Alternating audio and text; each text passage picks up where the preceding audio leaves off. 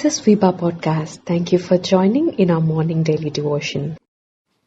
Sometimes life can get so rough that you wonder if someone has cast a spell on you.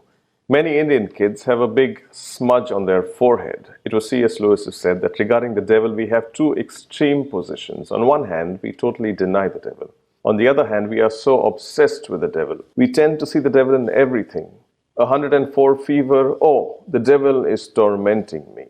45 years later, after I directed The Exorcist, said William Friedkin, the director, there's more acceptance of the possibility of possession than there was when I made the film. Anneliese Michel, German girl on whom the film The Exorcism of Emily Rose was made, suffered from depression and began hallucinating while praying. She complained of hearing voices telling her she was damned.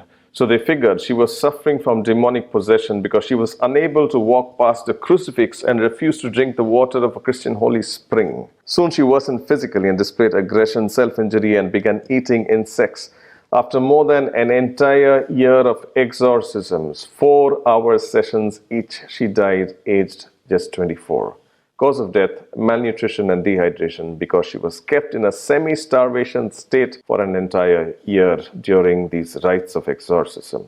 Parents and the priests were both arrested for negligence. With that backdrop, let me take you to Jesus, who came down from the Mount of Transfiguration with glory so big that Peter wanted to build 3 tabernacles. The moment he comes down, here comes this demon running wild on the ground. How could I be so high one moment and then witness something so low? It's not the trouble in the valley that is hard to bear. It's having to live with the trouble after you've lived the glory on the mountain. It is the price you pay for the oil in your alabaster box. There is no crowning glory without a crown of thorns. I brought my son to your disciples, said the troubled father. What do you do when church doesn't work? We are talking of 2 different worlds. What was going on the mountaintop was the ideal. What was going on the valley was real, because none of us live in church.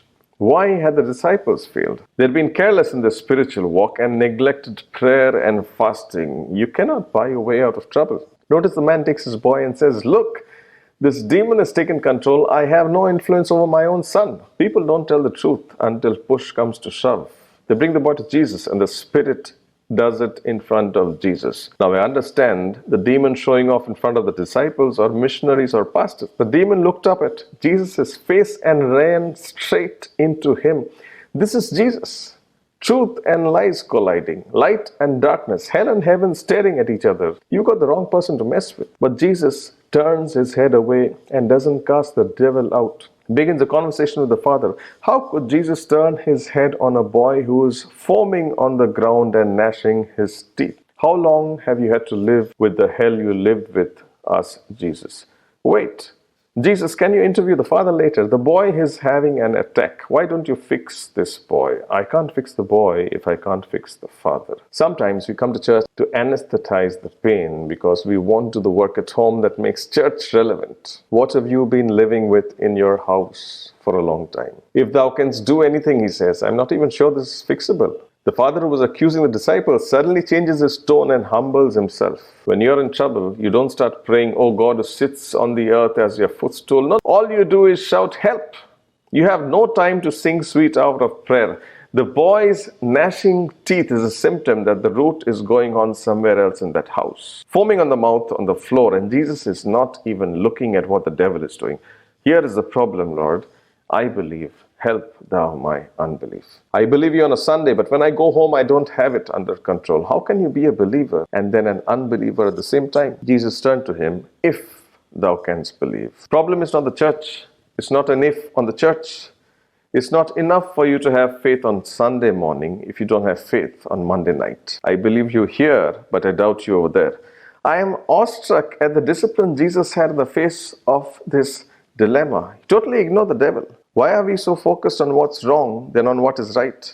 I'm going to exercise your faith in the storm, is what Jesus is trying to say. Don't you know I am God of the storm? I can stop it at will. I am God of this child. And when I am ready, I can pull out that demon at will, that you will know that at the name of Jesus, every knee shall bow. Reminds me of Jesus being asleep in the middle of the storm. Why does God ignore what petrifies me? Carest thou not that we perish? Before he rebukes the storm, he rebukes Peter for not having the faith, for losing the vision of wellness. Have you lost the vision of happiness?